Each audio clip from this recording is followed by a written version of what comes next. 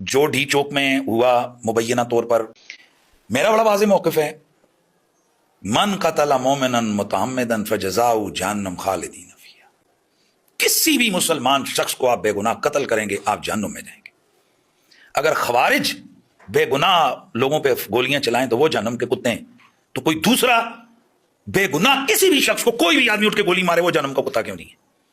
ठीक है।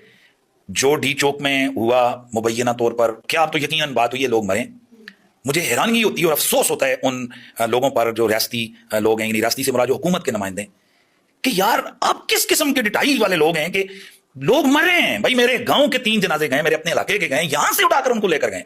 अब आप मेरी बंदूक रखेंगे कि मैं कहूं नहीं मरे? वो मरे भाई। चलो मुझे बाकियों का नहीं पता, वो 3 जो जनाजे मेरे इलाके में गए वो हमारे जानने वाले हैं, वहां हमारे अपने इलाके के लोग हैं, वो तो यहीं पे इस्लामाबाद में उसको गोलियां लगी, डी चौक में लगी। तो एतराफ करना चाहिए कि यार ये हुआ है।